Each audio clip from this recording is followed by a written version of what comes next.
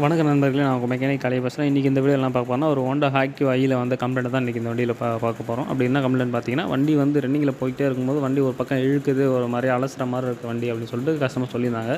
சரி, என்ன கம்ப்ளைண்ட் பார்த்தீங்கன்னா, அதில் வர இன்ஜின் பெட் பூஷ்னு சொல்லுவாங்க. இன்ஜின் பெட் பூஷ் அந்த 2 இன்ஜின் பெட் பூஷும் வந்து சுத்தமாக போயிருக்கு. அதுவும் இல்லாமல் பார்த்தீங்கன்னா, இன்ஜின் பெட்டுன்னு சொல்லுவாங்க. அந்த இன்ஜின் பெட்டில் வர ரப்பரும் ஃபுல்லாக போயிருக்கு.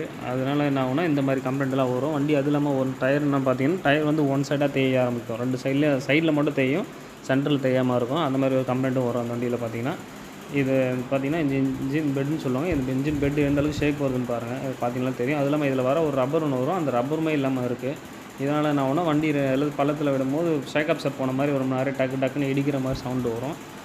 இதை நீங்கள் மாற்றினீங்கனாலே உங்கள் வண்டியில் அந்த கம்ப்ளைண்ட் இல்லாமல் இருக்கும். இது போல் உங்களுக்கு யூஸ்ஃபுல்லான வீடியோஸ் பார்க்க நம்ம சேனலை சப்ஸ்கிரைப் பண்ணுங்கள், லைக் பண்ணுங்கள், கமெண்ட் பண்ணுங்கள். இதோட நம்ம நெக்ஸ்ட் வீடியோவில் பார்க்கலாம். உங்களுக்கு ஏதாச்சும் வேறு எதாவது டவுட்னாலும் நம்ம சேனலில் வந்து கமெண்ட்டில் சொல்லுங்கள். நான் கண்டிப்பாக